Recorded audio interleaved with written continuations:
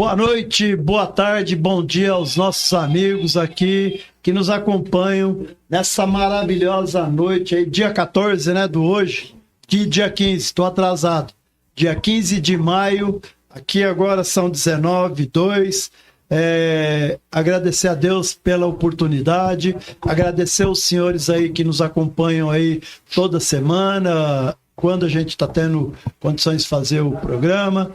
Fizemos um Dia das Mães aí maravilhoso, né, Du? Muito bom, muito bom. Bom demais. E aqui agradecer o Du, hoje de volta aí.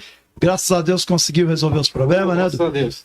Show doença, né, Du? Graças a Deus. A Dani, educadora, a técnica Petri Vandrei, o vereador Diego de Souza, o seu Natelso no comando geral aqui do programa, e hoje estamos tendo a honra e a satisfação de receber nosso amigo eu tive o prazer de ser vereador acho que duas vezes, um mandato, né? Professor José Geraldo Brunetti. Boa noite, professor. Boa noite. Em primeiro lugar, agradecer o convite, né? E depois pedir desculpas se não tiver atualizado, se tiver contribuindo para que o seu programa fique tão bom quanto ele é, né? Nada, só a sua presença aqui. Fazia tempo que era um projeto particular meu, né? Uma proposta minha para que você viesse aqui e nos desse a honra. Tivemos o prazer de trabalhar junto na época do Dema, né? Muito gostoso. Vamos falar muito daquela época, né? Já vão quantos anos? 2025? 25 anos. 27, 28, né? Foi em 97, né? Começou em 97. 28 anos aí essa brincadeira aí. Brunetti tem uma formação maravilhosa. Eu reputo um dos caras que, se me permite ter essa liberdade, né? Um dos vereadores que eu trabalhei na Câmara que eu mais me espelhei no sentido de inteligência, de articulação, porque era uma inteligência diferenciada e para a gente é um prazer poder recepcioná-lo aqui. Fala um pouquinho das suas especialidades, que são várias, da sua experiência. O Brunetti na região é uma das pessoas que mais conhece a articulação política, no papel, na rua, ajudou muitas campanhas, né? Vários políticos. Fala um pouquinho aí, Brunetti, vamos lá. Então, em primeiro lugar, é bom lembrar, né, daquele governo do Dema, foi um governo que você estava começando, mudança já, né, que era seu slogan, e depois se marcou como uma liderança política, está aí, atuante. Profissionalmente também, eu sei que você chegou a comandar aqui na sua equipe profissional, você foi comandante de Mogi, da região, então você tem uma carreira bastante consolidada e agora fico feliz porque você não parou no tempo, né? O podcast é um meio de comunicação extremamente importante. Ele acaba sendo algo moderno, importante, democrático, porque permite que as pessoas façam com mais facilidade e você está com o pé na atualidade, né? Assim, continua muito bom, ativo, né? Porque a informação é tudo, né? A gente diz que quem detém a informação detém o resto, né?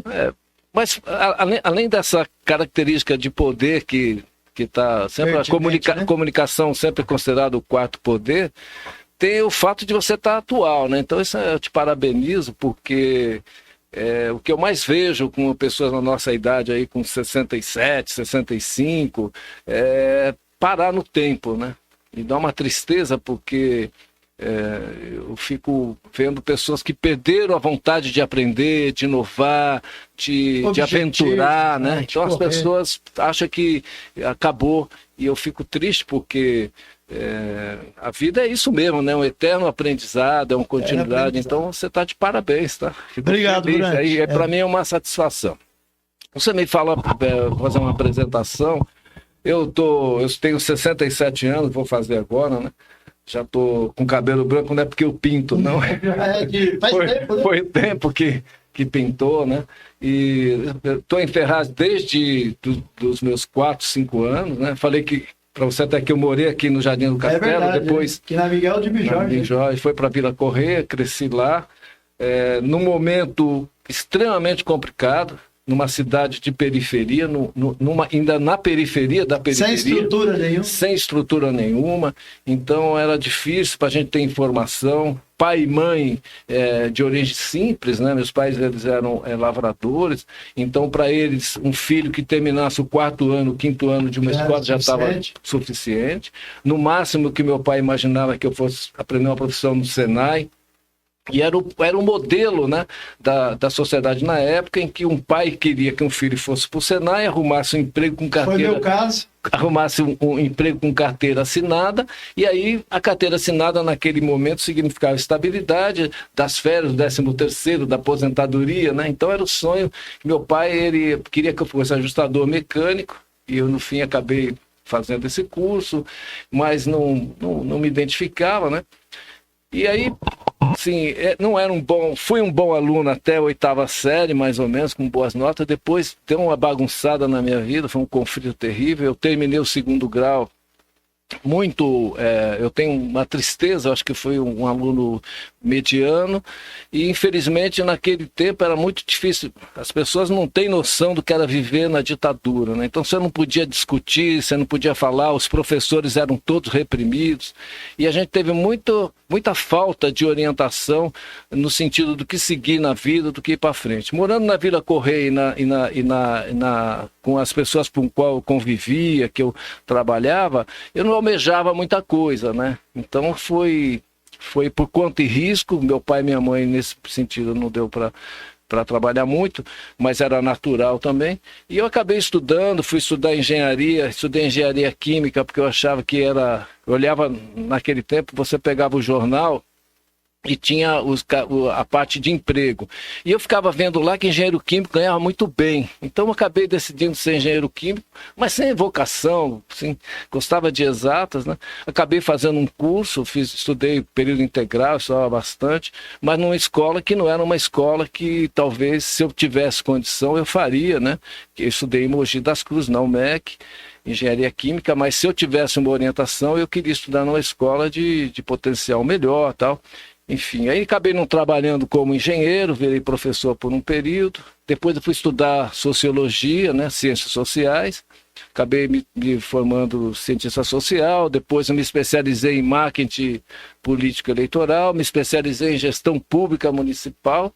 E como eu fui trabalhar em trânsito em Poá, eu acabei me especializando em mobilidade urbana. Não trânsito, mas mobilidade urbana. E explica a diferença para o pessoal que nos acompanha entender a diferença de trânsito para mobilidade, né? Porque são paralelas, mas são distintas, né? Na verdade, são antagônicas, né? Se você pegar uma pessoa... junto, mas se você pegar uma pessoa que trabalha com mobilidade urbana, por exemplo, ele vai acabar com todo estacionamento que tem numa cidade, entendeu? Por exemplo, ele vai querer... eu vejo as escolas públicas... Tem um espaço muito grande dentro de uma escola pública que podia ser feito uma horta, podia ser um parque, reservado para estacionamento de professores. Aproveita bem os espaços. Quem trabalha com mobilidade urbana vai matar, pelo amor de Deus, não pode, né? Quer dizer, a gente não quer que o carro seja a prioridade da vida social. O carro é um instrumento, mas ele tem que ser bem usado, é maravilhoso, todo mundo tem. Hoje, inclusive, eu vim de carro, né? Eu ando muito a pé, mas hoje, particularmente, eu vim de carro. Mas quem trabalha com mobilidade, ele vai pensar em transporte de massa, ele vai pensar em como é que eu melhoro o metrô, como é que eu melhoro um ônibus, como é que eu melhoro calçada, né? Como é que eu melhoro calçada? Então, por exemplo, vou te dar um ditado aqui de um absurdo, né? Eu moro na Padre Feijó, que é uma rua inclinada. Então, em tese, você tinha que ter toda a calçada acompanhando o declive natural da rua. Agora, há pouco tempo, a questão de 2 meses, um amigo nosso modificou a garagem dele. O que ele fez com a calçada? O que ele fez? Ele fez um dente de 50 centímetros na calçada. Então, com aquele dente de 50 centímetros, não tem cadeirante que vai andar ali, não tem uma pessoa de idade, não tem... Então, essa é a diferença. Quem trabalha com a mobilidade urbana, ele vai estar pensando como é que eu melhoro calçada. Um absurdo. Eu cheguei a falar até para o Cacá, quando ele foi secretário de de trânsito, que não adiantava nada aquela monte de obra, gastar um monte de dinheiro fazendo acesso para cadeirante, se 3 metros para frente tinha um poste que não deixava para cadeirante nenhum passar ali, né? Sem contar a cadeira elétrica. Sim. Esses outros. Então você tem muitas vezes o Ministério Público vai lá e pede para fazer adequações de mobilidade e ele não tem argumento para mostrar para o promotor que não adianta gastar aquele dinheiro, jogar dinheiro fora, né?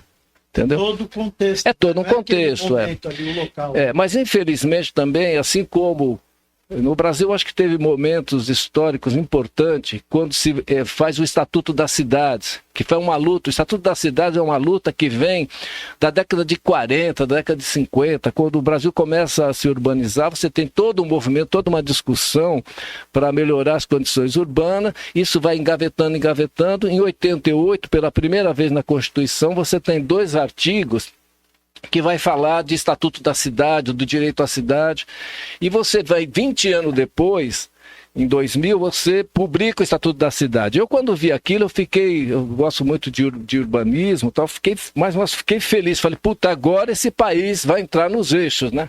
Mas que nada, né? Ficou só uma lei por ser lei. Você está aí, hoje, uma série de coisas que podia fazer, não faz.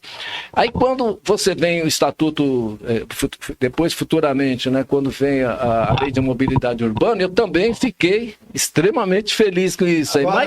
Agora vai, mas não foi, né? Porque o Haddad, eu vou citar o Haddad, que o Haddad, quando ele foi prefeito em São Paulo, e inclusive a Marta Suplicy também, quando foi prefeito, eles fizeram algumas modificações viárias para melhorar a mobilidade, né? Então, por exemplo, vou dar um exemplo aqui. Na Rebouças, Avenida Rebouças, que é um bairro de ligação que vai para os jardins, para os bairros mais ricos, que carregam muitas empregadas domésticas naquela época, você tinha um trânsito ali, eu estudei na USP nessa época, era um terrível, você tinha trânsito para ir da Paulista até a cidade universitária, 2 horas de trânsito e tal. Então, o que é que elas fizeram?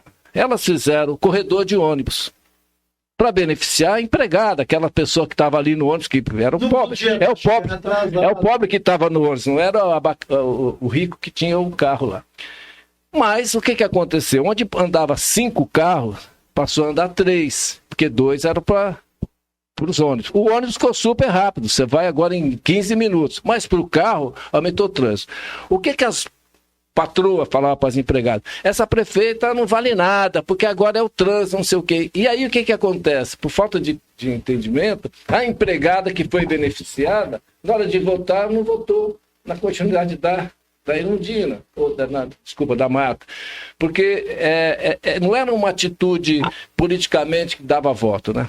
O Haddad, agora recentemente, ele trabalhou muito a ciclovia. Então, a ciclovia é uma questão muito voltada com a mobilidade urbana, porque está mais que provado que a bicicleta é o transporte ideal, tá? Talvez uma cidade como Ferraz, que tem muito morro, fique um pouco complicado, mas hoje com as bicicletas elétricas, não essas de combustão, porque ela polui, mas com as bicicletas elétricas, resolveria esse problema.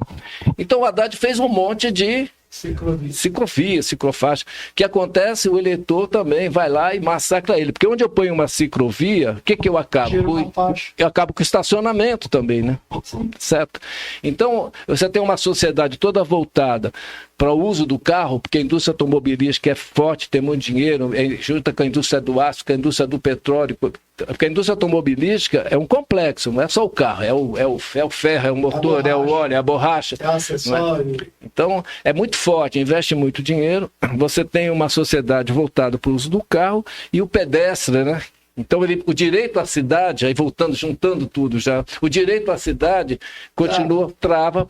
Então, essa é a diferença de quem mexe com mobilidade. Então, uma pessoa que gosta de trânsito, ele quer fluidez de trânsito. Ele vai abrindo, ele quer abrir avenida, ele quer abrir pista, ele quer fazer viaduto. As consequências, os paralelos não estão... E quem trabalha com mobilidade pensa mais nisso. Então, por exemplo, a gente vai pensar em transporte de ônibus, por exemplo. Isso é uma discussão acalorada e boa que a gente discute muito quando trabalha em mobilidade. Entendeu? Vamos lá. Estamos aqui no espaço... Desculpa que eu demorei demais. Não, né? Tranquilo, a gente quer uma aprender. Apresentação demorada. Nada, estamos aí aprendendo o que é mobilidade, o que é o trânsito e como que elas caminham. Nós estamos aqui do Espaço Nakashov, hoje é dia 15, 19, 16, com o professor Brunetti, o qual tive o prazer de trabalhar como vereador, larga experiência, tem assim know-how em várias áreas, a gente vai estar explorando isso aí. Ô Du, chama aí, menino, abre a voz. Uma boa noite a todo o pessoal que está aí na sintonia com a gente aí, todos os internautas aí. Vamos mandar um abraço pro Adelmo Marques, que está aí, o Ivan Rocha, a Sueli, a Lúcia Ziza Silva, o Gabriel Brunetti, o José Geraldo Moura de Oliveira, a família Oliveira aí. Aí, tá chegando. Tá chegando aí. O Diego de Souza também, quero mandar um grande abraço. O Carlos Alberto Benício, meu amigo Jagunço, lá do Margarida, fez aniversário essa semana aí. Parabéns aí a todos os aniversariantes que colheram mais uma linda florzinha no Jardim da Vida aí. Um forte abraço pra vocês, hein?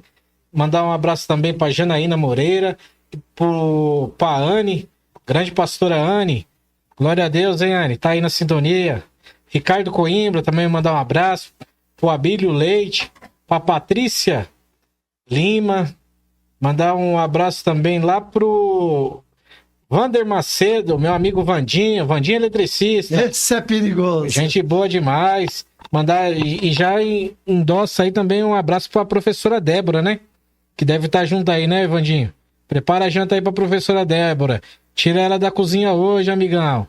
Mandar um abraço também pro meu amigo Fábio Salles, pro Fábio Pereira, pra Patrícia. Muita gente hoje. Recorde de público aqui também, hoje na Nakashov aqui. Vereador Fabinho também, hein? Tá aí na sintonia também. Aí. Fabinho, né? Guerreiro, né? Fabinho, não sou filho de pai assustado não, eu tô por aqui, hein? Mandar um abraço também lá pra Lourdes Barbosa. Mandar um abraço também pros nossos patrocinadores aí, né? Mandar um abraço lá pro meu amigo da Cesta Básica Fraterno, o Everton. Como que ele é conhecido aí, vereador? Boca Preta. Ei, rapaz. Pera aí, já te chamo, Du. E não podemos deixar pra trás. Por que esse programa vai rapidinho pras casas aí? Nós estamos com a melhor internet, né? Estamos com a Mogi Fibra. Ô, Peter, deixa cair aquele anúncio da Mogi Fibra aí. Solta aí a Mogi Fibra. A empresa Mogi Fibra vem trazendo o melhor conforto, seja para sua empresa ou para sua família. Diferente de alguns provedores que nem loja física possuem, a Mogi Fibra desenvolveu uma base de atendimento nas cidades de Mogi das Cruzes e Ferraz de Vasconcelos, as quais vão atender a toda a região do Alto Tietê. Nossa loja está preparada para receber sua visita. Em nosso espaço você receberá uma consultoria exclusiva sobre todos os nossos produtos. Poderá conhecer todos os nossos equipamentos e junto com o nosso time de vendedores irá escolher qual o plano ideal para sua família. É a tecnologia chegando mais perto de você. Sejam bem-vindos. Bora lá, pessoal, aqui do Espaço Nakashov. Hoje estamos aqui com o nosso querido professor José Geraldo Brunetti. O Brunetti, vereador, um homem experiente aí, tem uma visão múltipla aí, principalmente política, e não podia deixar de falar de política, né, professor? Vamos lá, né? Deixa, daqui a pouco a gente fala com o Fabinho aí. Fabinho Cearense brabo, estamos aí é o xerife da Margarida, né? É brabo ou não é? É forte. É brabo, é brabo. Professor Brunetti vai fazer um paralelo aí vamos falar não muito longe aí, mas vamos falar um pouquinho lá de trás. Fala bem resumido aí para poder chegar na atualidade. Vamos lá, professor. Quando começou, Pinguim, Buru, PT Grosso, da antiga, né? Natanael, Rubão, vamos lá, saudoso It, que nos deixou, né? Deixou. Enfim, vamos lá, fala um pouquinho aí da história. Vamos voltar no tempo aí. Bom, eu comecei a fazer política em Ferraz comecinho dos anos 80, me filiei no PMDB, por causa do doutor Alfredo, né? PMDB, saudoso doutor Alfredo, né? Eu tratava dente com ele, a gente ficava discutindo política, era jovem, bem molecão, ele já era experiente. Acho que um dos poucos dentistas na época, né? Um dos poucos dentistas. Então, quando eu fiz 18 anos, ele já me convidou para ir para o partido, eu falei para ele que não queria, depois também acabei assinando e virei filiado do PMDB.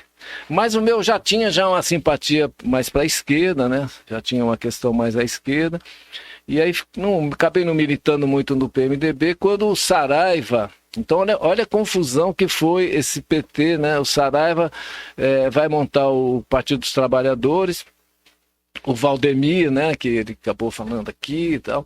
E eles me convidam para participar e foi, talvez, a maior escola de política que eu tive, porque naquele PT...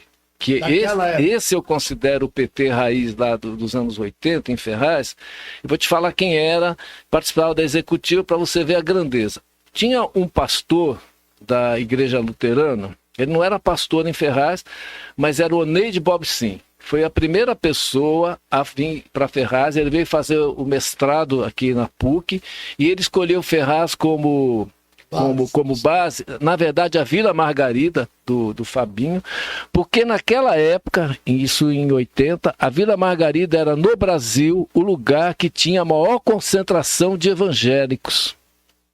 E ele veio estudar esse fenômeno.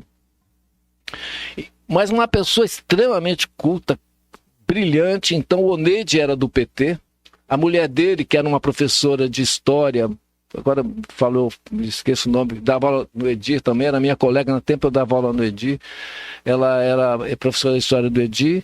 Tinha o Avelino. Esse Avelino, ele era aqui de Ferraz, depois ele correu o mundo, ele é jornalista formado, foi jornalista da Folha, foi editor da Folha de caderno. Avelino era também incrível. Tinha o Raul Wilson, que a gente chamava ele de Ferraz, que ele é sociólogo também, aposentado agora, especialista em trânsito também, se aposentou agora. O Raul Wilson era um revolucionário, uma pessoa incrível, né? O Davi, o Pinguim, né? O Davi Pezinho, que era o presidente. Você tinha algumas pessoas intelectualmente muito bem formadas, né?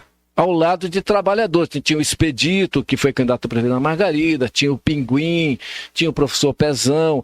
Aí você tinha um grupo muito eclético, mas você tinha, do ponto de vista conceitual da política, né, da política de esquerda, você tinha pensadores de política, né? Então o PT daquela época, o Saraiva, né, acabou sendo nosso candidato a prefeito. O PT daquela época ficou e as pessoas estavam...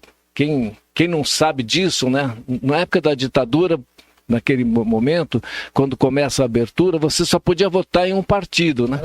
Era chapa fechada. Então, quem votasse no Saraiva para prefeito, tinha que votar no governador do PT, que foi o Lula, na verdade, o governador do PT, tinha que votar no deputado. Então, era muito difícil. Mesmo assim...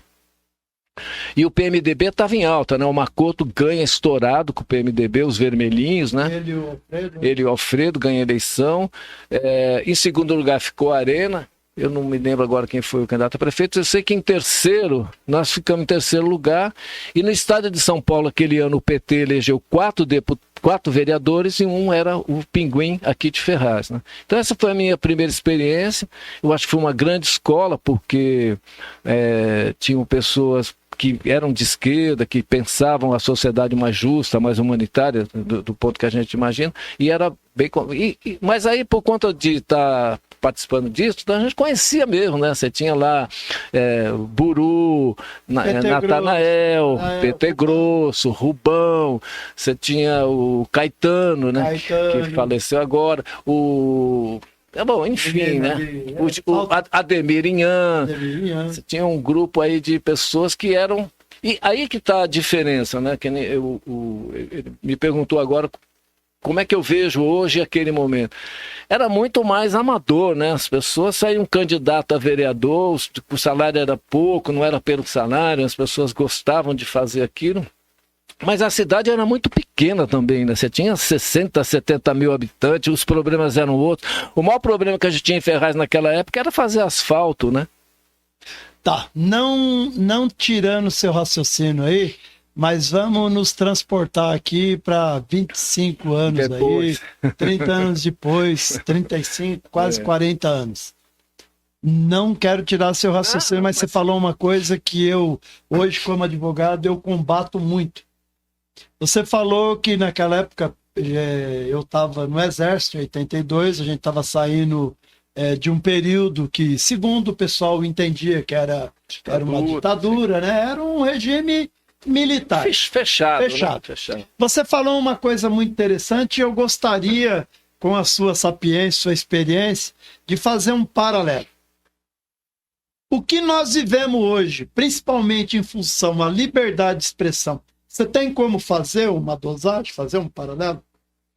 Então, tempos também outros, né? Você hoje tem a questão da internet e das mídias sociais, que é um fenômeno novo, a gente tem que comparar quadros muito diferentes. Mas a ideia das leis é a mesma. Injúria continua injúria, porque você tem um Código Penal de 40, né? Com algumas adaptações e não sei o quê, que é uma vergonha, né? O mundo não querendo tirar o seu, mas vou falar na minha área. Nossa conversa. A ideia é a mesma. Injúria, calúnia. Você vai responder pelo excesso. Se eu chegar e falar, olha, você é isso, eu vou ter que provar. Se ele for às barras da justiça. O que eu quero te dizer é o seguinte: quando eu acho que eu tenho um exército ruim, que ele não entrega o que ele tem que entregar, que é garantir a atividade das instituições dentro do contexto, ele não faz, eu vou lá e vou criticar. Aí eu pergunto para você, hoje eu vejo como uma das piores ferramentas técnicas jurídicas o STF. É minha opinião como profissional. Ele tem o escopo, o objetivo, a finalidade de preservar a Constituição. Ele é o primeiro a transgredi-la, trabalha ao arrepio da lei. Aí a pergunta que eu faço, esse bate-papo é muito interessante, é o seguinte: ao seu ver, como você veio dessa transição da década de 80, pós esse período militar, e hoje, que você vê lá um TikTok sendo questionado pela primeira-dama, você não acha também que querem cercear o direito das pessoas de ter o livre arbítrio de pôr a sua opinião? A questão de fazer, você acabou me ajudando na tua fala, porque quando você coloca que as regras continuam, o respeito, toda essa questão, então você me ajudou. Por quê? Toda vez como é que eu acho como é que funciona o meu raciocínio?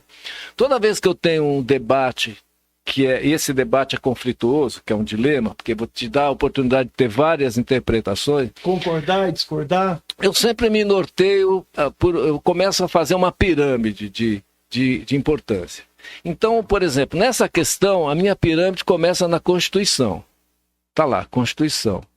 Então, o que a Constituição diz? Ela diz que tem uma série de preceitos. Certo?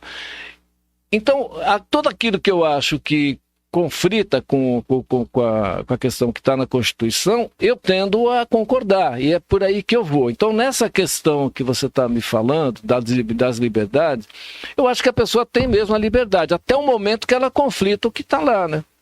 Ela vai conflitar aquilo que está na Constituição. A hora que ela começa a conflitar aquilo, aí eu acho que o Supremo ou qualquer pessoa tem o direito de questionar se ela está extrapolando ou não a liberdade dela. A liberdade de pensar, até você não consegue... Se a pessoa não manifesta o pensamento, fica lá dele, do ponto de vista individual, ele pode pensar o que ele quiser. Na hora que ele manifesta esse pensamento, que ele deixa de ser da cabeça dele, ele passa para fora, ele passa a ser coletivo. A hora que passa a ser coletivo, se ele conflita, então tem que ser contra, né? Eu não posso aceitar que uma pessoa... quando está lá a Constituição, que você tem que garantir a democracia acima de tudo, faça um pronunciamento, que é um direito dele, contra a democracia. Tá? Mas o que é fazer um pronunciamento contra a democracia? É não concordar que aquela lei que rege o país, que é a Constituição, né? E as leis infraconstitucionais que estão abaixo da Constituição, que não pode arrepio dela. Por exemplo, se eu pegar lá um ministro, ele está lá na Constituição que ele não pode ter ações político-partidárias. Ele vai lá no estado natural dele e faz ações político-partidárias. Aí eu vou lá e critico. Eu estou errado? Não, se ele fez isso e você... Ao arrepio da lei? Não, se ele fez isso e está comprovado que ele fez isso... E você está certo e o Supremo não pode nem contra você, porque você está... Mas e se ele for? Está errado. Aí eu posso dizer que a gente vive uma ditadura branca também? Sim, toda vez que um dos entes, né, ele extrapola o poder dele, ele está, de certa forma, sendo ditador, né? Tá, e aí tem poder soberano, por exemplo, eu vou chegar e vou reclamar para alguém do STF. Não, aí... Soberania só existe um, então, de Deus. Então, o Supremo. O resto não. Todos os seres humanos, eu vou passar para você, tem que estar ligado a algum sistema de fiscalização. Sim, eu concordo. Aí nós podemos... Meu ponto de vista. É um ponto de vista legal, e você vem numa questão que aí eu acho que é um calcanhar de Aquiles, que é o judiciário, né? Que é uma caixa preta. Você sabe que nós temos hoje o judiciário, eu vou falar com muita tranquilidade aqui. Você sabe melhor que eu, né? Como advogado e como já estou aí há 40 anos na área de segurança, que não foge muito. Nós temos o judiciário mais caro e corrupto do planeta. E aí, quando você pega um desembargador lá, que ele tá lá com sempre suspeita de vendas de sentença, aí vai lá e pega ele com uma fazenda de 150 milhões. Aí o máximo que vai dar para aquele cidadão lá, uma aposentadoria compulsória com todos os benefícios que ele tem direito. Aí eu pergunto para você, nós evoluímos? Nós temos o judiciário mais caro, 1,6 bilhão por ano. Em torno disso aí. Para ter uma justiça horrível, ineficaz, ineficiente. Aí eu estou fazendo uns paralelos, só porque eu quero que você, com a sua experiência, eu também entendo, também eu reputo um cara estudioso na área, tivemos oportunidade de passar... Fomos vítima do judiciário, né? Fomos vítima, claro. Fomos vítima? Ou pensamos diferente? Não, fomos vítima. Então, essa discussão, ela é muito ampla, e eu tô falando aqui, eu provo, que se nós pegarmos o Tribunal do Mato Grosso hoje, você tem, não vou falar dezenas, mas nós estamos muito próximo de quase todo o tribunal estar complicado com a justiça. Desembargadores, que são as pessoas que vão ver o seu direito perante a lei, com tornozeleira. A palavra é sua, vamos lá.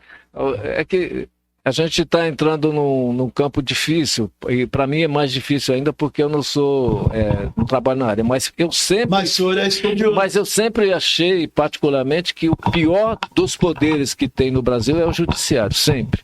Eu me lembro que quando nós tínhamos talvez o primeiro ministro negro do Brasil, né? Joaquim Barbosa, que ele se aposentou, ficou o Brasil inteiro, uma boa parte dos brasileiros achando que ele tinha que ser presidente, que ia ter um juiz presidente, e eu falava, meu Deus, o dia que um juiz sentar lá para ser presidente, esse povo vai sentir na pele o que é um poder extravasado, porque eles não vão ter limite, né? O judiciário é complicado. Eu vou te dar um exemplo, né? Vamos pegar para a eleição agora e vamos para cá. Se não mudou a lei, um juiz e um promotor de justiça deveria morar na cidade que ele trabalha. Aliás... Certo, deveria morar aqui. Eu acho que a lei, não sei se mudou ou não, mas né? Eu não conheço, nos 60 anos que eu moro em Ferraz, não conheço, pode ser que alguém venha e me fale, um juiz que trabalhou aqui e morou aqui, um promotor de justiça, eu não conheço, então posso estar sendo, mas eu não conheço, não sei de nenhum caso de um promotor de justiça que veio aqui. Então vamos pegar no caso de eleição e vamos tocar dedo na ferida já. Você tem o juiz eleitoral, tá certo? Geralmente ele não é um cara especializado em eleição. Ele é um juiz que está aqui e ele acaba tendo a incumbência de ser um juiz eleitoral. Não é um assunto que ele domina. O judiciário, na minha visão, é uma grande máquina de dividir dinheiro entre eles. Então eles pegam o orçamento deles, que é esse orçamento que você fala, e divide entre salário. Então o juiz ganha bem para chu. Os funcionários que são do judiciário ganham bem para chu. Aí o que acontece? Acaba o dinheiro com salário. Aí não tem dinheiro para fazer mais nada, né? Um fórum. Não tem dinheiro para fazer um fórum, não tem dinheiro para aqueles funcionários que as prefeituras têm que pôr metade dos funcionários, senão o fórum não funciona, porque o dinheiro que eles tinham para tudo gastou de salário com eles e acabou. Isso eu acho que é mais ou menos uma matemática. Matéria vencida. Matéria vencida. Mas o que acontece? Eu pego um juiz que não tem conhecimento de eleição, de prática de eleição, e põe ele para tomar conta da eleição. Pô, se eu não entendo, o que eu tenho que fazer? Contrato um técnico. Vou lá, eu sou especialista em marketing político, campanhas eleitorais, com especialização de 2 anos de ECA e tal.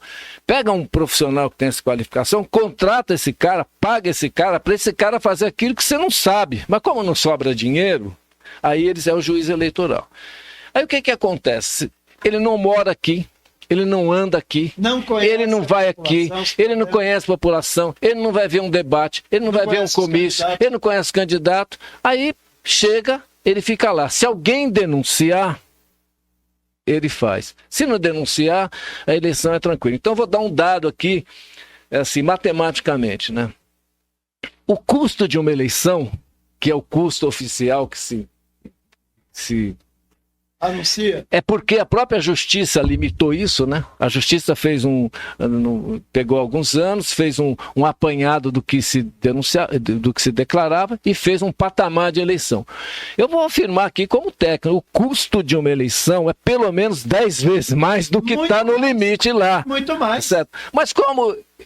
Então, por exemplo, aí você vê, não sei, né? Fica até meio constrangido e sem jeito de falar, mas, por exemplo, né? Tá errado, né?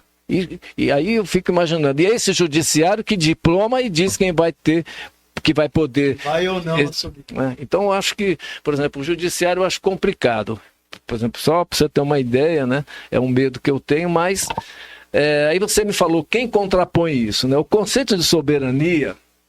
é um conceito extremamente complicado, né? Eu me lembro na Câmara dos debates que o plenário é soberano. Eu me lembro desse debate e eu sempre achava interessante porque conceitualmente eu entendi. O conceito de soberania é o conceito que vem de soberano, certo? Então era soberano, vamos supor, sou soberano, vamos imaginar que o estado de São Paulo fosse um reinado e eu era o soberano, eu era o rei do estado de São Paulo. Então a minha soberania terminava onde? No estado de São Paulo. Então o conceito de soberania, as pessoas imaginam que ele é infinito. Não, o conceito de soberania ele é limitado também. Ele é limitado. Então eu acho que, por exemplo, como é que a gente evolui, tá? Eu acho que a sociedade precisa de evoluir. Precisa de mais pessoas que pensem a criticar o judiciário. A se posicionar. Mostrar que é isso. Ele não funciona. E aí como é que funciona? Quando você for votar num deputado, que é quem vai fazer a lei, você vai perguntar para esse deputado se ele quer mexer nesse vespeiro. E você começa a eleger deputados federais que vão lá para Brasília com o intuito de arrumar o judiciário. Sem correr assim. Eu me lembro que, eu vou prolongar aqui, mas eu me lembro que as coisas são complicadas, como é que as pessoas não entendem o que eles estão falando. Eu era vereador e a maçonaria fez uma palestra no plenário da Câmara e convidou todo mundo, eu fui. E era um desembargador do Estado que veio falar. Palestrante. E eu estava lá no meio da maçonaria, quietinho, escutando. Mas aí ele começou a falar da divisão dos poderes. Porque tem a divisão dos poderes, judiciário, legislativo, executivo. Então, e o judiciário, né? E o legislativo faz lei, o executivo executa e o judiciário fiscaliza. Aí eu pedi a palavra para ele. Eu falei, olha, isso aí é conceitual, né? Na prática não é isso. O senhor falando assim, eu fico chateado. Mas é assim, eu falei, não. A maioria das leis, aí é outro problema, a maioria das leis que tange o judiciário, quem que escreveu? A origem dela vem de onde? É eles mesmos que escrevem. Eles escrevem as leis que beneficiam eles e que a Câmara aprova. Então, se você quer mudar, voltando para a sua resposta, nós temos que exigir dos deputados que nós vamos eleger para deputado federal e senadores, que eles queiram fazer leis que cerceiem também esse poder. Limite esse poder. Porque na maioria das leis que eles aprovam lá, quem fez, quem escreveu foram juízes. E o juiz vai fazer lei que beneficia a categoria dele. E o Congresso vai lá, sanciona, aprova e o presidente caneta. Então, se a gente quer mudar, nós eleitores vereadores, temos que cobrar dos nossos deputados que elejam deputados que queiram mudar essa situação. Vamos lá, estamos aqui do Espaço Nakachove, aqui Ferraz e Vasconcelos, nessa noite gostosa, passa de 19h41 do dia 15, e agora eu vou chamar o Garganta Gelado do... Solta a voz do... É isso aí, pessoal. Hoje nós estamos aí, ó, com um sorteio aí de uma cesta básica, da Cesta Básica Fraterno. Mandar um abraço aí pro meu amigo aí, o diretor da empresa Cesta Básica Fraterno, o Everton. Everton, obrigado aí por você... Obrigado por você acreditar aqui nesse projeto aqui, tá bom? E você aí, que tá na sua casa, quando chegar um vendedor aí da Fraterno aí, você vê que é Cesta Básica Fraterno, pode comprar que isso aí é garantido aí, viu? Também tem um chinelo aqui do Araceli. É um chinelo bacana, hein? Também tem um Pix de R$50, hein? Eita lá, hein? Podemos entrar, o entrevisteiro entra, o convidado entra. Ah, eu já garanti. E melhor, né? A pessoa que mandou nem quer que anuncia, né? Não, que isso. Ô, seu Natel, você podia mandar pra minha conta aqui. Oh, e também, ó, vou falar também da Vita Forma, né?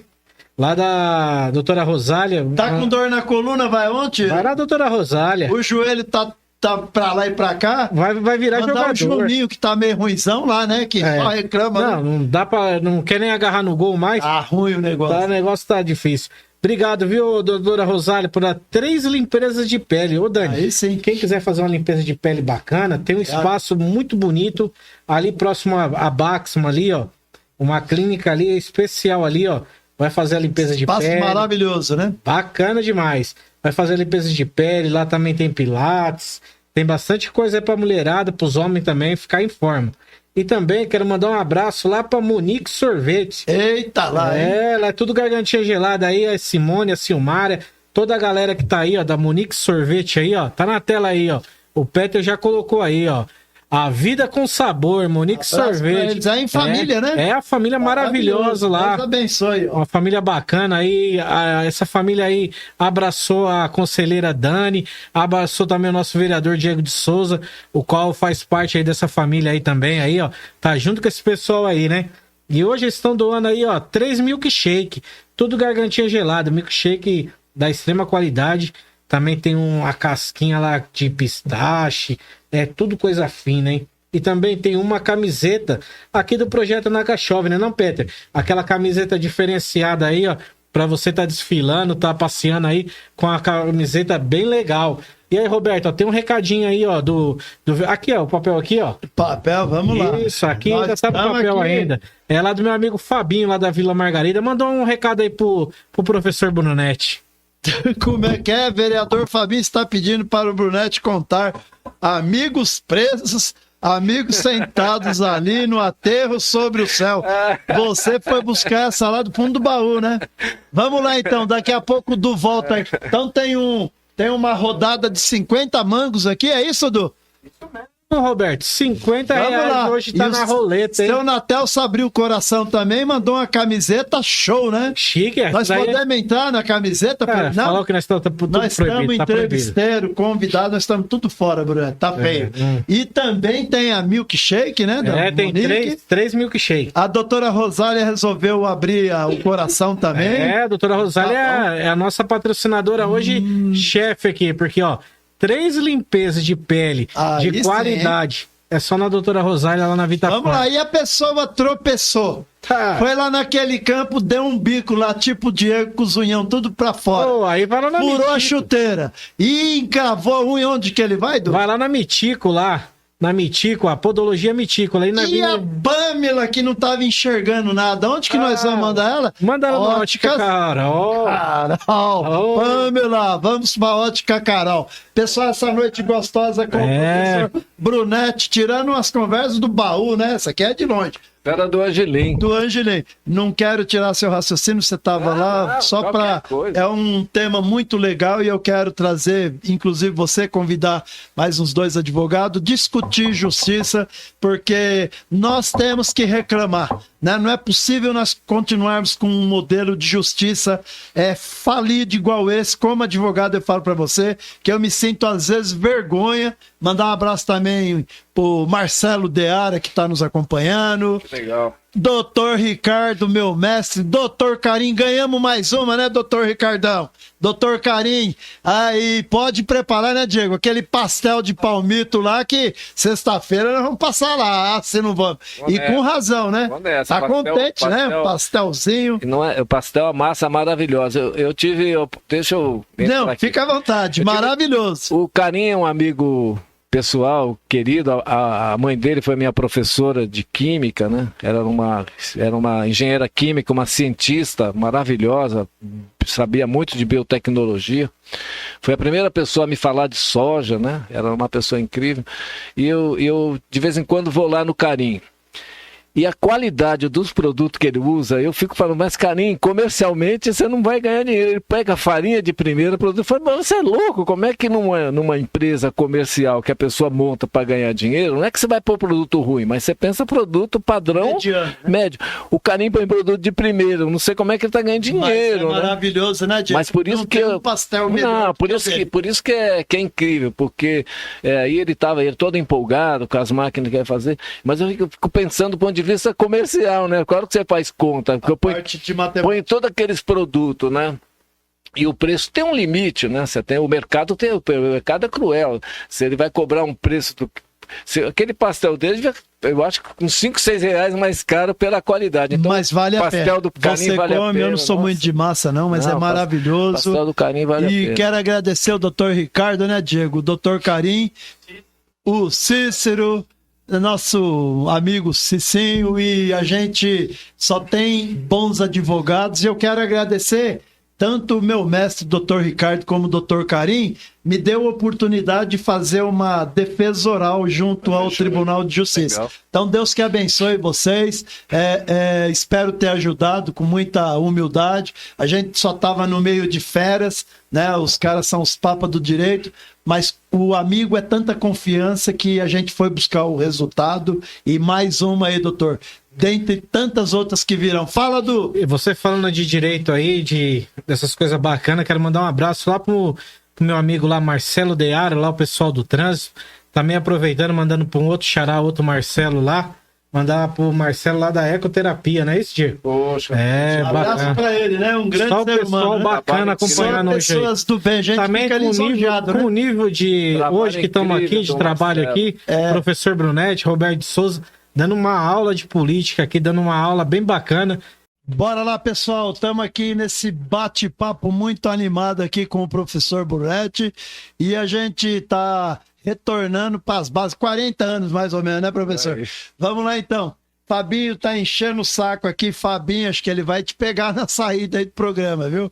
Mandar também um abraço pro sempre vereador Tonho, e as praças de São Paulo nunca estiverem em tão boas mãos quanto do vereador Antônio Carlos Alves, o Tonho.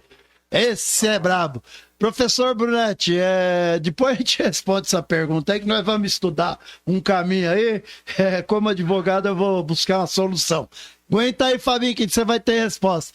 Fala daquela época, os movimentos, os projetos. As pessoas hoje têm o Gianetti, mas não sabem a história da estação Gianetti. Sabe que Ferraz virou uma comarca, mas não sabe o trabalho que nós tivemos com o nosso sempre saudoso e querido Rubão, né? Que eu tive também o prazer de trabalhar muito, porque já era formado e era uma coisa que eu tinha também como meta, né? O abraço ao hospital, que eu quero também que fale. Então, naquela época se faziam muitas ações, só que as dificuldades eram muitas, né? A gente tava o quê? Menos de 100 mil habitantes. Hoje a gente tá batendo uns 250 mil habitantes. Fala um pouquinho dessa história antiga e da transição. Eu vou aproveitar e vou ter que fazer uma homenagem aqui a uma pessoa que foi muito importante na história de Ferraz, que foi o Haroldo Camargo.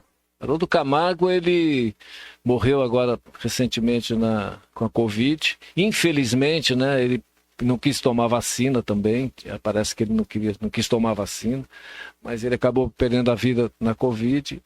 E o Haroldo foi uma pessoa que acompanhou muito esse período, e ele tinha sempre um papel fundamental. Ele era quase que o conselheiro, se fosse muito articulado. Se fosse um parlamentarismo, ele seria sempre o primeiro-ministro, né, de vários governos aí.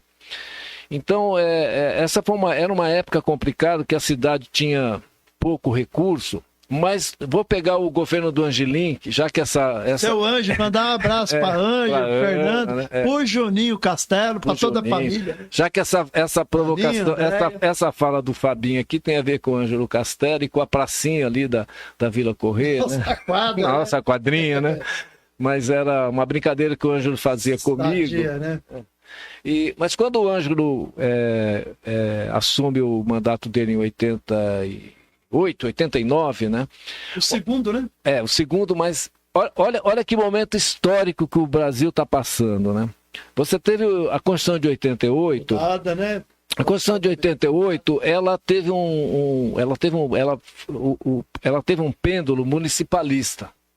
O que significava que ia passar muito... Fortalecer o município, mas né? Para fortalecer o município, muitas dos serviços públicos que eram feitos pelo Estado e pela nação, ia passar para o município. Então, escola, segurança, saúde, descentralizar. Então, o que acontece? Quando o Ângelo, o seu Ângelo, né, mas o Angelim, ele assume, o Estado e o governo federal... Era bravo. O Estado e o governo... Andava com revolvinho, né?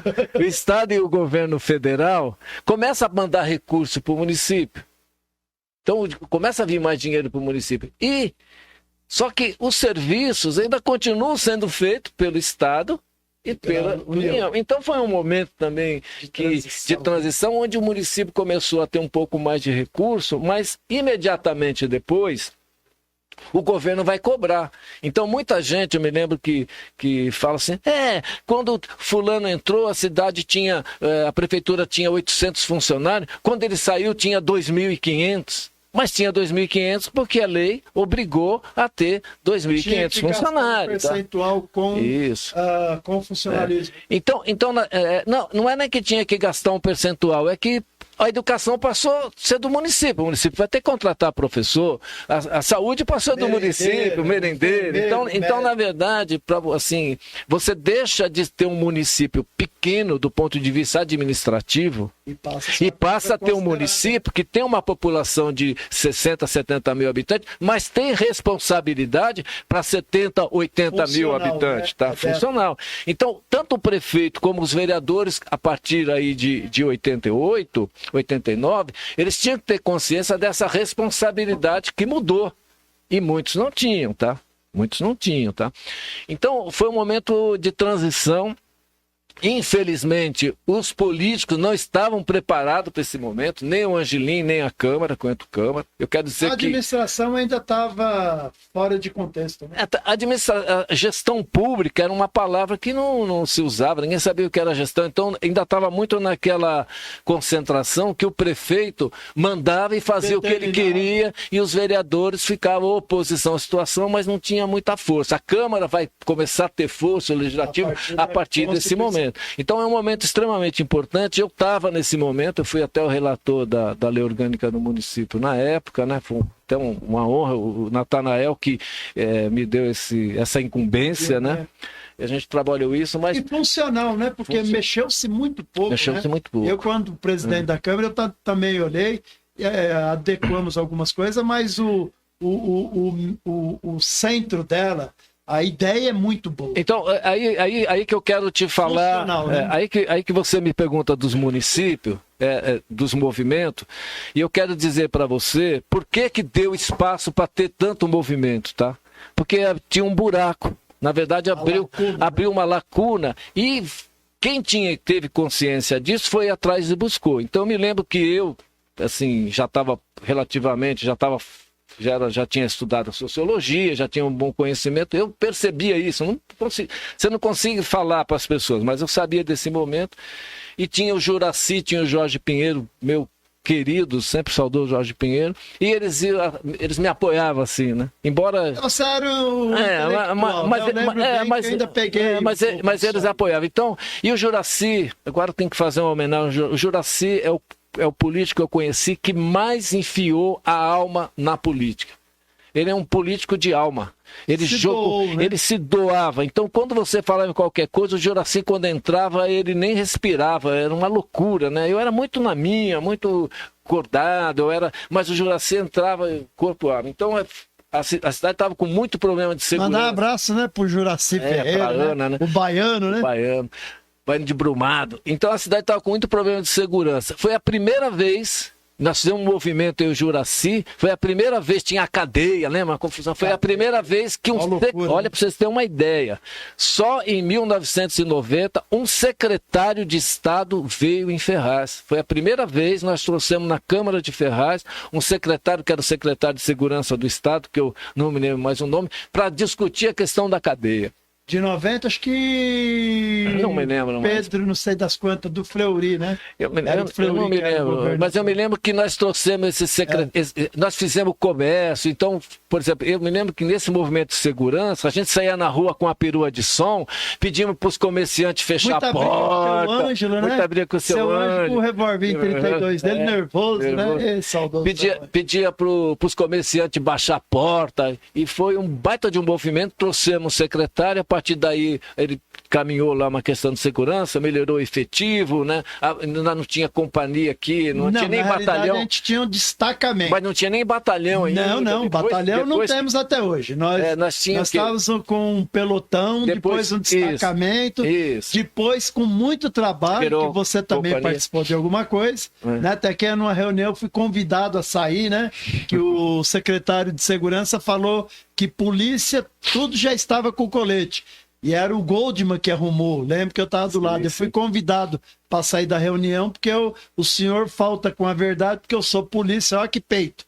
O senhor falta com a verdade, não tem colete para todo mundo, porque eu sou chefe de uma delegacia e eu tenho que fazer revezamento de colete. Quase que me mataram. Continuou até hoje. E você estava.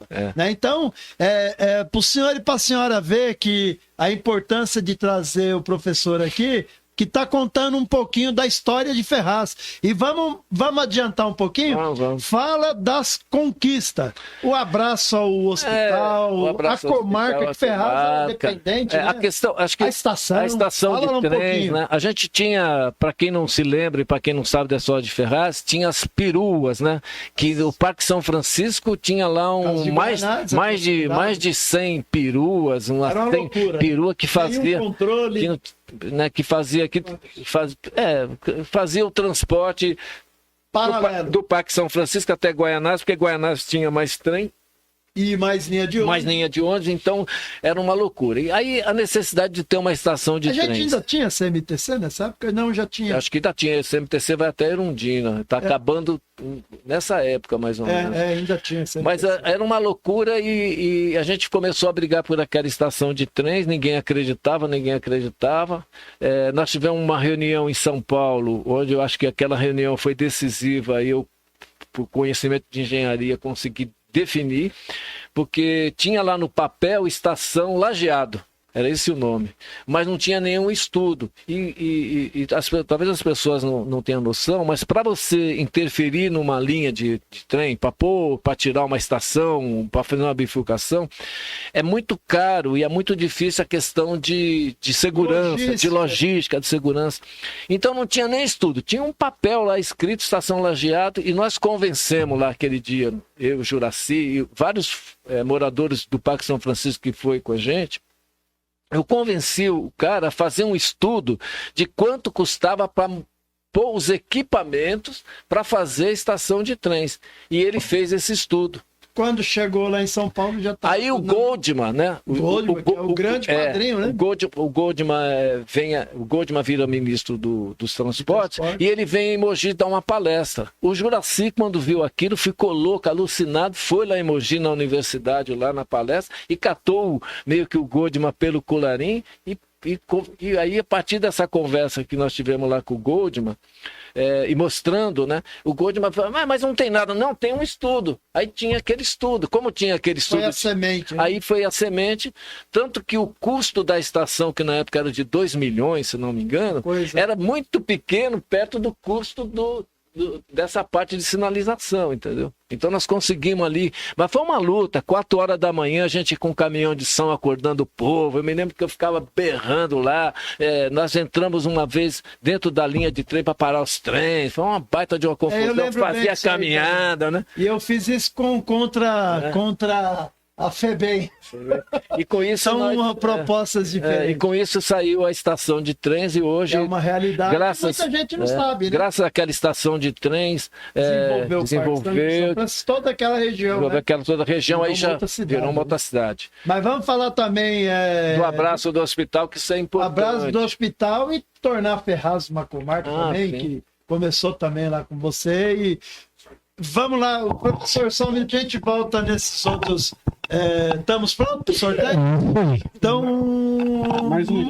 uns abraços aí pro pessoal. Tô vendo que tá entrando bastante. Tá bem. Queria fez uma cirurgia.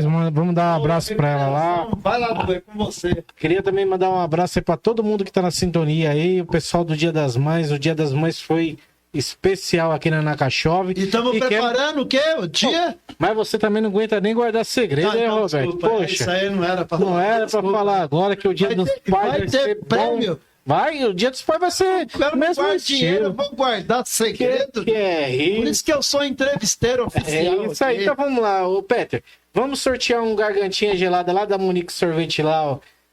Um milkshake lá. Roda esse troço aí que o pessoal tá falando que tem marmelada, hein? Pô, tem até... Nós vamos falar que é você que cuida disso aí, viu? Aí, ó, já saiu aí. Vamos ver quem é o nome do artista aí. Lourdes Barbosa. Não, Dia das Mães, né? Bacana. Ô, Peter, já que tá rodando aí, vamos sortear aquela limpeza de pele bem bonita que eu tenho certeza que vai ser outra mulher. Pode soltar aí. Esse oferecimento é lá da Vital Forma, a melhor clínica de Ferraz, não é isso aí? Falou em beleza, é com a doutora Rosália, né? Todo mundo aí, bem bacana aí, a doutora Rosália. Um abraço pra você, doutora Rosália.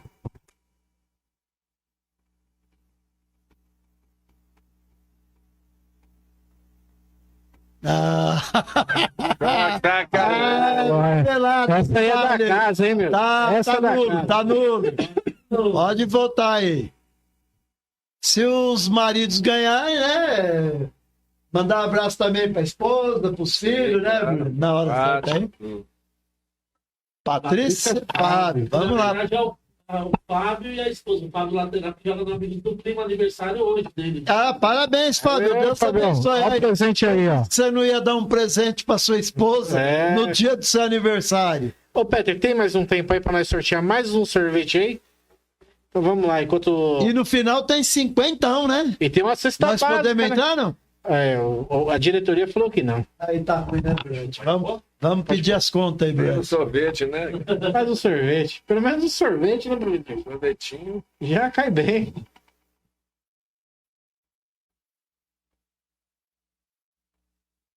O Gabriel Brunete aí, ó. Sempre é quente, Brunete. Vai vir tomar, ele tá morando... Não, mas você faz as vezes. Todo jeito você ganhou.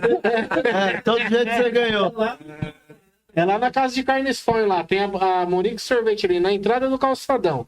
Só ir lá. Mandar um abraço pro pessoal lá da Casa de Tonho, né? Muito gentil. Pessoal... E não esquecer também que nós teremos aquela brincadeira saudável no Dia dos Pais. Eu quero concorrer a Luvidarte, a Cris, né? Muito gente boa. Nos convidou para conhecer lá a Luvidarte. Vamos estar junto lá. O Fábio, né? Isso, um abraço pro Paulinho da Luvidarte Paulinho da Luvidarte, um abração. Foi muito legal aí a cooperação que fizemos junto aí com vocês. Foi muita alegria, foi a descontração e tem aqueles lindos prêmios.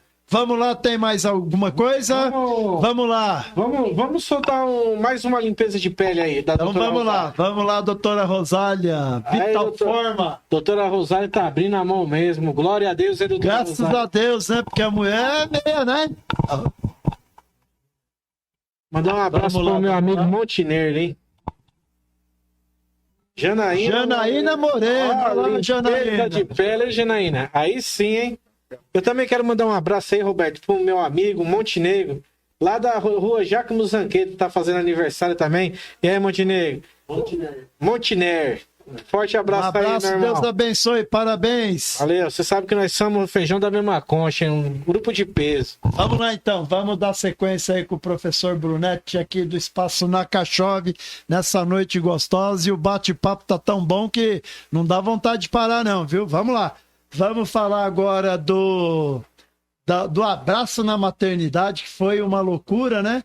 E uma outra coisa também marcou, você também trabalhou muito, me recordo, que veio nos anos seguintes, mas tinha também um trabalho seu junto com o Dr. Rubens Tedes, e eu também, eu lembro que eu me esforcei muito, né? Apoiei muito e depois se tornou uma realidade. Ferraz conseguiu efetivamente se tornar uma comarca. Vamos lá, Brunetti. Esse da comarca, eu acho que você tem mais condições de falar que eu, que acho que você, como advogado já estudante, né? Porque você está formado, né? Você se envolveu e sabe mais. Mas do abraço do hospital, o prédio, né?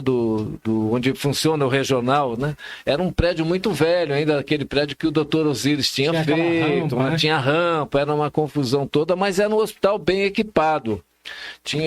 E aí o governo do estado construiu o prédio de Itaquá, onde funciona hoje o Santa Marcelina de Itaquá.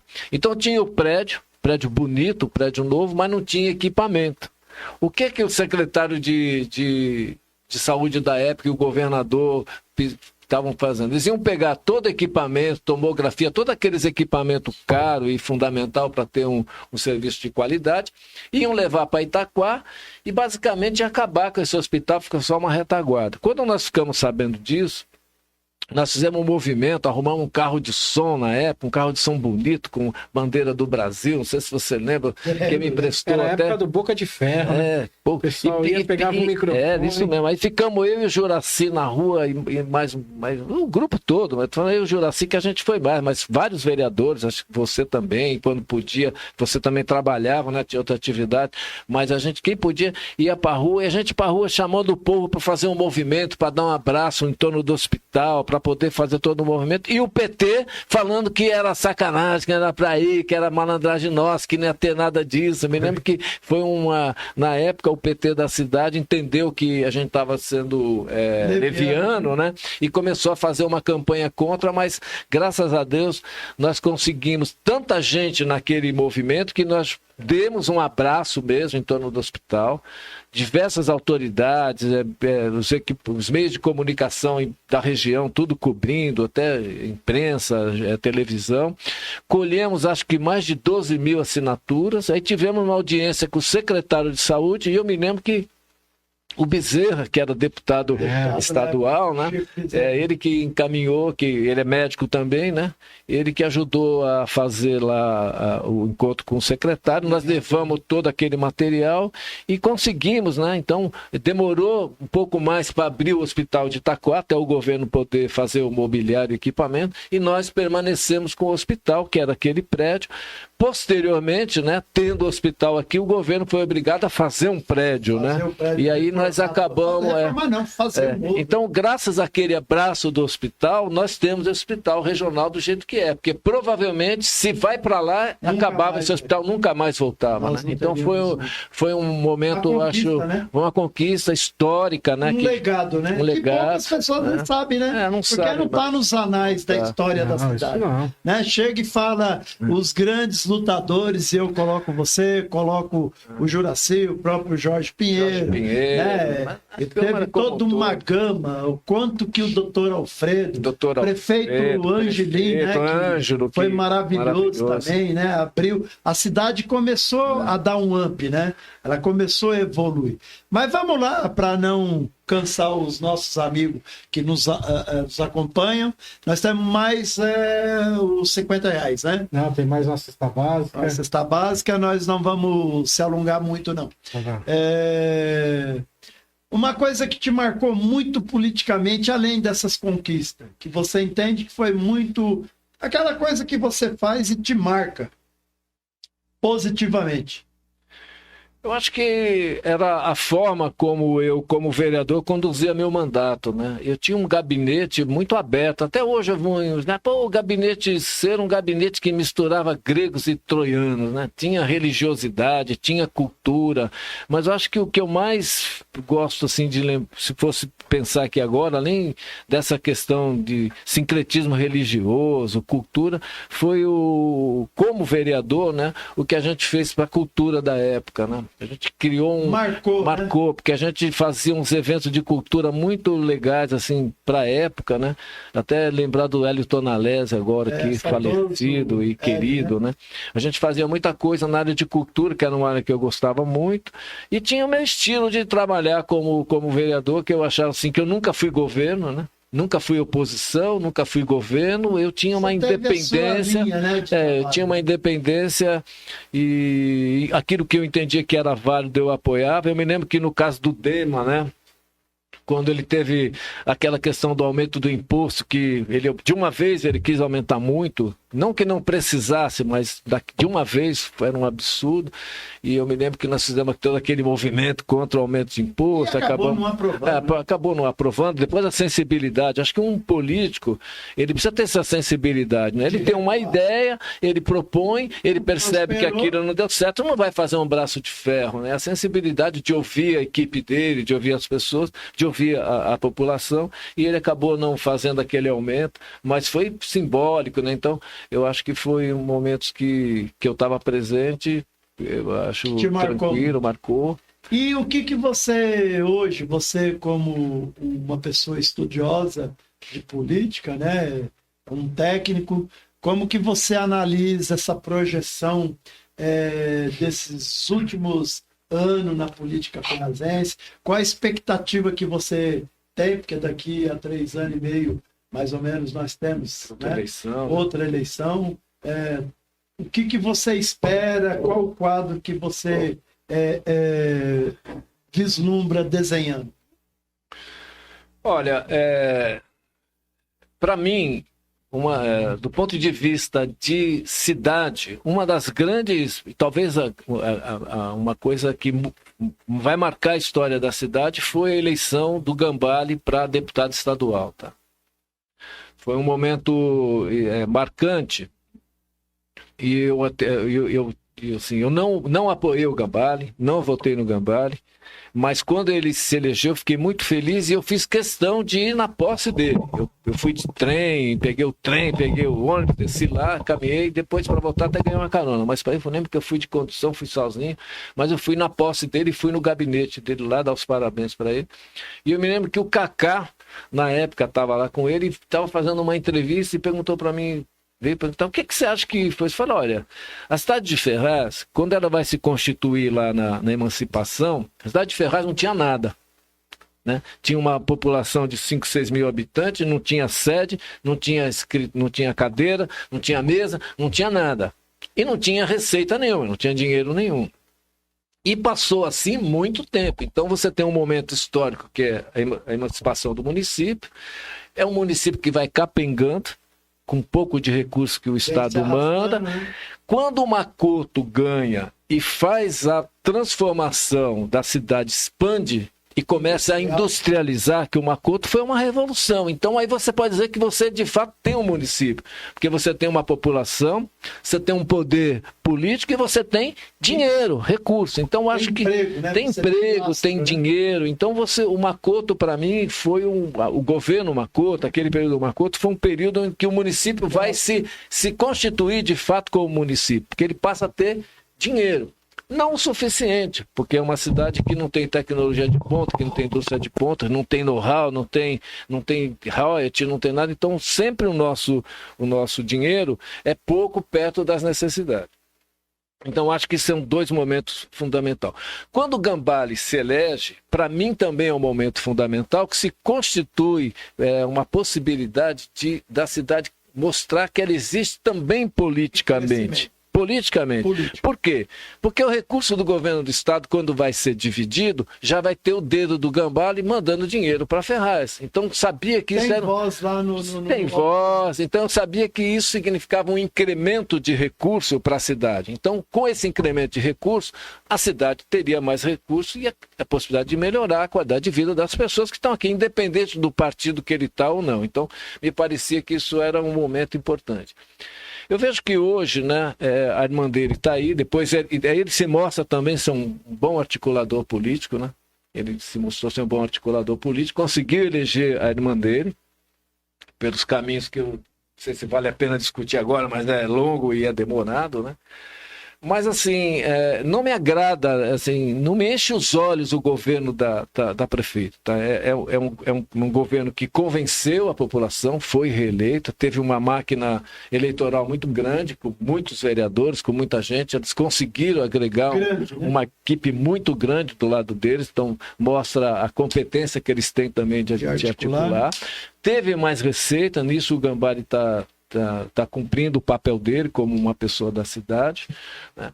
Mas não é um governo que me enche os olhos, né? Assim, não me agrada, eu não vejo ela fazer um governo revolucionário, né? Quer dizer, tá tendo eu acho que tem uma oportunidade ímpar, mas está faltando talvez meio que tímido, né?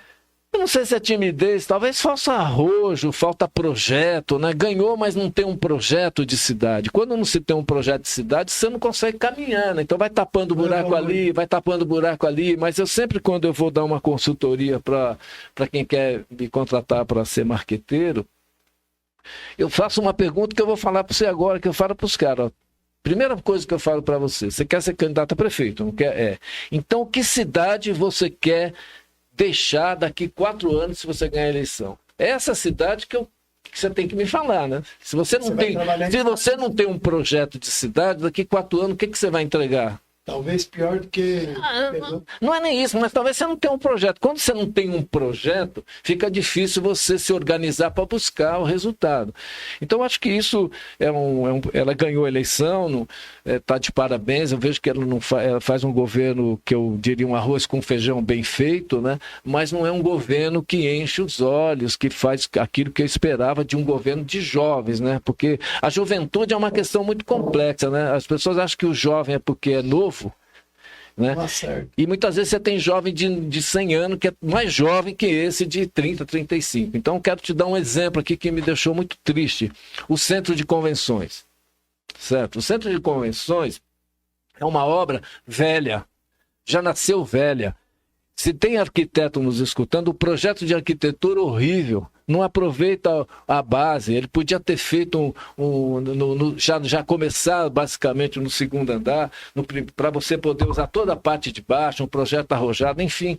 É um projeto nasceu velho, já está desatualizado, é do governo Jorge, já tem 12, 13 anos. Teve a oportunidade de desmontar tudo, demolir aquilo ali, fazer uma coisa nova. A opção que eles fizeram foi de reconstruir algo que estrategicamente veio a Falcon Bay, veio o IPT, provou que aquilo ali não tinha condição, estão gastando uma baita de um dinheiro, um tempo demorado para fazer um prédio velho, arcaico e que para sempre vai ter um nome. De quem que é aquele centro de convenções? É da Priscila? Na cabeça do povo, aquele centro de convenções é do Dr. Jorge. Assim como o Dr. Jorge quis mudar o nome de Birutão para Jorjão e nunca colou, porque já estava na cabeça das pessoas, impregnado. Então, esse prédio, que para mim está obsoleto, está velho, é um prédio que vai ter sempre a marca do Abissão. Um governo arrojado, que é o que eu esperava de jovens, né? Arrojado, sonhador, derruba aquilo, faz um outro projeto maravilhoso e marca aquilo ali. Infelizmente, essas questões que eu falei. Então, não é um governo que me enche os olhos, né? É um bom governo, mas não me enche os olhos. Mas pelo tanto de de investimento, tudo poderia deixar alguma coisa maior. Vamos lá, os boa noite aí, que entrou gente nova. Vamos fazer o sorteio e vamos finalizar. Bacana aí. Que assunto tem para 2 dias Isso, aqui, né? E outra, o professor Brunetti está convidado a retornar aqui também. A gente está fazendo uma nova discussão aí. Com certeza, os microfones estarão abertos. Isso, vamos mandar mais um milkshake lá da Monique Sorvete, mais uma gargantinha gelada aí, Maria. Prepara o milkshake aí que o pessoal vai chegar com força aí, hein? Peter, pode pôr na tela aí, garotinho.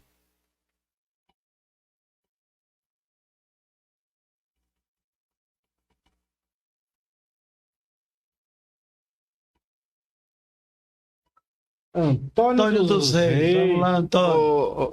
Posso pedir um favor? Eu vou pedir uma gentileza. Não estou assim, negando o presente, mas é meu filho que ganhou, ele não mora aqui. Só tem outro. Então vamos lá. Esse é por conta do Brunetti. Vamos lá. Mas mandar um abraço pro Gabriel, que ele é um arquiteto urbanista. Aí, que acho que legal. ele deve estar gostando desse nosso bate-papo.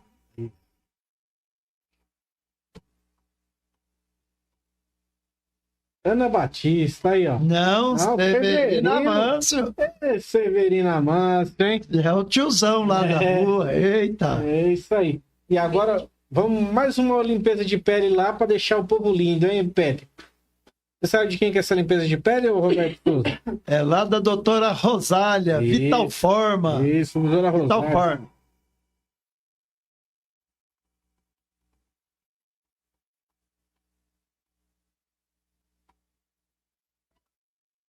E aí agora vem aí um chinelo do Araceli, né? Manda aí, Peter, a roleta aí.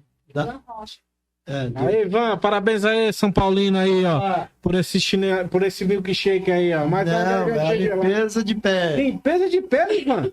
Aí sim, hein? A Vai patroa dar pra que dar vai uma gostar, né? adaptação, hein? Anderson China, o China, né, Diego? Esse é o atacante. Aí. Vai pôr um chinelinho no Vai pé, botar um atacante. chinelinho lá da Araceli, né? Isso aí. Isso aí. Agora, vou mandar agora uma camiseta da Nakashov. Vamos lá, Aquela bonita. camiseta bacana. Abre aí a camiseta aí do pessoal ver que é bonita. Opa. Minha cor predileta. Essa aqui foi quem desenhou, foi o Roberto Souza. Essa aqui, Olha a cor aí, ó. Bonita, hein? Isso daí lembra aquela laranja mecânica, hein? Laranja mecânica lá, os caras perigosos. É. Vamos lá. Volta lá. Isso. Vamos aí, Pedro. Depois em seguida já vamos vir com o Pix de R$50, tá bom? Marcelo de Souza. Ô, Marcelo, que parabéns. E Marcelão. Professor Marcelo, olha aí, ó. Abraço, Marcelão. Ganhou a camiseta aí. E outra, vamos parabenizar o senhor aí pelo trabalho aí, viu? Bacana trabalho aí. E agora vamos vir na cesta básica fraterna aí, Peter. Esse daí vamos sortear aquela cesta básica lá do meu amigo Everton. Esse não é o Everton Rinha, nem o Everton É o Boca Preta, né? É o Everton da cesta básica.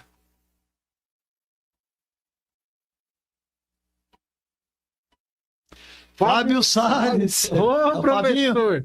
Fábio Salles é o Fábio. É o professor Fábio, é isso aí. O que é que ele levou? Cesta básica. Cesta básica. Aí, Parabéns, professor. Fábio. O feijão já tá garantido, hein, meu Feijão amigo? aí dos gordinhos, dos barrigudinhos. Tem café, Não, tem café, pô, tem café. Só a cesta já vale uns R$1.000, porque tem 2 quilos de café. 2 quilos de O café que e nós temos agora? um Pix de R$50. R$50. Vamos lá, já tá até aqui. Eu vou pôr no meu bolso aqui. Não, Ó. Cinquentão, hein? A Pamela vai ganhar um óculos Carol. É, a Pâmela quer um óculos Carol. Ei, Pô, o Pâmela. povo aqui também quer tudo aqui nesse Roda vídeo. essa. Tá Pode tudo aqui. certo os nomes? Tá tudo certo. Então vamos lá. Show de prêmios. É. Daniela Ferreira. Aí, ó. Já ganhamos a pizza, hein? Já ganhamos a pizza. Hoje tem pizza aqui. O programa graças a tá Deus. bombando. Pessoal, tá muito legal. A gente tá aqui com uma fera aqui em assuntos. É muito bom, não desprezando aí os outros convidado, mas cada vez a gente vai explorando mais, vamos entrando em assuntos diversos, e o professor Brunetti aí é uma enciclopédia para a gente. É difícil até ter que encerrar o programa. Encerramos, viu, seu Natelso? Com dor no coração, mas a gente também tem que, né, entender. Tinha muito assunto para entrar com ele ainda, Tem, verdade, Du. Muito mas. E a gente fica enaltecido quando assuntos bons, né, professor? E o que acontece? Nós vamos deixar desde já um próximo convite no seu tempo, vai ser um prazer, que a gente vai estar discutindo muito mais coisa. Já passamos de 1h30, 1h e quase e meia de programa e nem discutimos nada, né? Tem tanta coisa. Pulamos um ping-pong. Mas é gostoso só isso que chama atenção. Mostramos pro pessoal que Ferraz não existe. Na cabeça de alguns, seu Natelso, acha que Ferraz começou ontem, não é? Para ter o asfalto aqui na Miguel de Bijorge, né? Quantos anos, né? Você morou aqui, né? Nós estamos aqui há 30 anos, né? Aí vem aqueles caras desrespeitosos que não entendem um pouquinho que a política... dificuldade que é, né? A dificuldade, aquela época era muito mais amor do que essa tecnologia que naquela tem. Época, já que você falou daqui, não tinha asfalto de graça, né? As pessoas pagavam, né, pelo asfalto. E eu me lembro que eu fui precursor em Ferraz de fazer o projeto do asfalto comunitário. E eu acho que aqui, nesse bairro, foi um bairro que começou com asfalto comunitário, né? O seu Natelso foi um que entrou. Nós entramos nesse trabalho aqui. A época era a antiga MWM. Porque... Então, agora você falou, fico feliz. Quem começou com o projeto de asfalto comunitário em Ferraz fui eu. E as pessoas achavam que eu pegava dinheiro para mim, era loucura, né? As pessoas achavam que eu pegava dinheiro para mim, mas é que o município não tinha o dinheiro para fazer o asfalto. O Estado não dava o dinheiro, não tinha. Então, quem tinha que pagar o asfalto, na verdade, era o morador. O que a gente antecipava? Em vez da prefeitura cobrar, já faz direto o morador. Então, quantas reuniões, né? Então, era trabalhoso, que você tinha que ir de casa em casa, conversar com o morador, ele tinha que convencer, ele tinha que assinar um documento, se 90% foi feito muito. Tinha que ter pelo menos... Então, era um trabalho terrível. Então, por exemplo, já voltando, né, a partir do momento que descentraliza o poder, que o Estado começa a mandar dinheiro, esse asfalto hoje a população não paga mais. Então, é uma conquista, né? É uma luta que teve uma história. Né? Você não paga mais o asfalto hoje, mas no passado foi assim, seu pai, seu avô muitos pagou. Muitos familiares pagavam. Então é uma luta... deveria até ser revisto, né?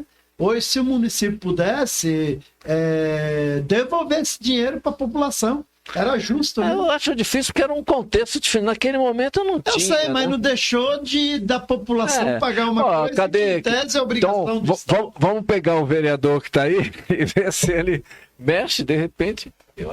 Não é impossível. Mas eu quero dizer, por exemplo, a Miguel de Bijorge, né, seu Natelso? Vamos falar dela, que era Não, mas vamos falar dela. Não tinha asfalto, não tinha iluminação plena, né? Não tinha esgoto, que foi até o evangelho, pessoal, que era uma briga, né? A gente tá falando. E tem foto para provar isso aí, né? Então, é muito gostoso que nós fazemos parte do princípio de tudo. Essa evolução e essa revolução que teve em 25, 30 anos, nós fazemos parte dela. Isso é muito bom ressaltar agora nesse momento, junto do professor Brunetti, do Roberto Souza. Você que está nos assistindo, acredite ainda na política. Por quê? Você vê, o professor Brunetti falou do abraço ao hospital regional. Hoje, muita gente vai ali e fala que aquele hospital é ruim, não presta, tudo. Mas se não tivesse esse hospital, professor... Hospital, não tinha. E se não tivesse o abraço, não tinha o hospital. Não tinha ele hoje. Então, vamos acreditar ainda na política. Tem muita gente votar boa. Direito, votar direito, o político. Saber em quem você está votando. Se esse candidato é o seu representante lá. Não é por troca disso, daquilo, mas não. Ele é seu representante. Como o professor Brunetti ressaltou aqui, do abraço ao hospital regional. uma coisa muito importante. Eu não lembrava disso. Quem lembrou foi o Roberto, né? A memória dele tá boa. Não. A gente tem que entender que a cidade, ela tem fases, né? E essas fases foram muito importantes. Eu lembro como que você era aquele cara mais na sua, né? Um garoto, mas o intelecto seu colocava fogo e você era inspiração. E eu trabalhei ali com o seu lado e aprendi muito, que eu sou um cara muito observador, né? Então a gente tentava extrair o que tinha de bom cada um, e isso aí me tornou uma pessoa combativa até hoje na política, né? Então o que nós temos de dizer que Ferraz deve muito para você. Ferraz talvez não te valorize o tanto que você tem, e eu sou uma pessoa que podemos até em algum momento divergir politicamente, mas homens são assim, pessoas que pensam, divergem, mas nunca faltou o respeito, e você faz parte de uma equipe que muitos já foram ficando, né, pelo tempo. A gente acho que na nossa história da última Câmara, a última composição, nós tivemos já 12 falecidos. 12 mortos. Né? 12 mortos, né? Então, para ver a grandiosidade que é o que a gente representa, né? Porque nós fazemos parte dessa transição. O programa está muito legal, foi muito bom ter o senhor e a senhora aí conosco. Vamos nos despedir, já deixar o convite aqui aberto para uma próxima oportunidade. E você tem alguns minutos aí para finalizar, mandar os abraços para a família e dizer que está sendo muito bom estar contigo aqui. Eu tenho que agradecer, até fico lisonjeado quando você me tece comentários que me deixam feliz, né? Fico um pouco encabulado, mas fico feliz. Acho que tem uma história, né? Eu gosto de ser político, gosto de política. Então, ser vereador era um sonho. Eu fui vereador por 3 mandatos, depois não concorri mais. Você falou, pode até ser que tenha vontade novamente, mas eu acho hoje muito difícil, muito mais difícil ganhar a eleição hoje. Mas feliz, acho que contribuí o que pôde e fico à disposição. Só ficou sem, porque a nossa conversa aqui passou por tanto ponto, né? Não sei se o espectador, né? Se o cara que estava lá do outro lado é isso que ele queria, né? Talvez ele quisesse um tema único. Esse programa aqui, ele é gostoso, mas por causa da... Só para concluir e despedir, se agradou, né? Se as pessoas gostaram, então fico feliz também. A gente vê que agradou, porque o pessoal, independente dos prêmios aí, nos acompanhando com muita atenção. É um programa positivo, a gente não trabalha com nada de negativo, a gente trabalha com pontos, porque muitas pessoas, às vezes, hoje você está entrando em lares que não te conhecia, pessoas que não sabem da sua história, às vezes te vê na rua, mas não sabe o que você representou, e representa, né? Porque você é uma pessoa que está em pleno vigor físico. Então, é muito bom para as pessoas entenderem que Ferraz tem lendas vivas, né? E eu, com todo o respeito que eu tenho pela política, pelos políticos, eu dedico também esse respeito para você, que eu sei a importância que você teve lá e tem até hoje, né? E lamento muito que é pouco aproveitado. A gente não tem uma política de... eu tive viajando fora e eu via que as pessoas enaltecem as pessoas de idade, os seus anciãos, as pessoas que já tá... A gente já está entrando, né, numa fase, né? Daqui a pouco estamos batendo 70 anos. Então a gente tem bagagem, tem experiência. Não é só os cabelos brancos ou falta de cabelo. Mas a gente tem história para contar. E boas histórias, né? Então dizer para você que foi muito bom estar te entrevistando. Volte outras vezes. Vamos ver se a gente consegue. Eu estou querendo também inovar com o programa, fazer debates, né? Eu acho que é muito importante trazer um vereador da atualidade, trazer um vereador que já foi, e a gente fazer uma mesa redonda aí. Uma liderança popular. Uma liderança. Você falou do Natelso, o seu Natelso também tem uma história. Ele faz parte da história, né? E, enfim, você não nasceu em Ferraz, né, Brunetti? Eu sou de Casa Branca, aqui no interior de São Paulo, mas com porque eu nasci em 58, em 62 eu já estava morando aqui no Castelo. Isso é muito bom, entendeu, Diego? Vamos lá. Tivemos a honra aí, Diego, de entrevistar, estamos encerrando. Agradecer, viu, Brunetti? Volte outras vezes. Faço questão de a gente fazer um programa mais prolongado e fazer uma mesa redonda para discutir muitos temas aí que as pessoas que estão aí há 20 anos em Ferraz não sabem e que é muito importante. Mandar também um abraço para a doutora Débora, mandar um abraço para o doutor Reginaldo lá, meu parceiro, dizer que é um prazer estar nesse mundo da advocacia também, com pessoas maravilhosas. Agradecer ao senhor e a senhora pela audiência, por nos acompanhar, por fazer esse programa acontecer. Que Deus os abençoe e até a próxima. E não esqueçam que o Dia dos Pais vai ser também de muita brincadeira. É isso, Dani? Agradecer também a nossa equipe, na pessoa do seu Natel. Deus abençoe a todos.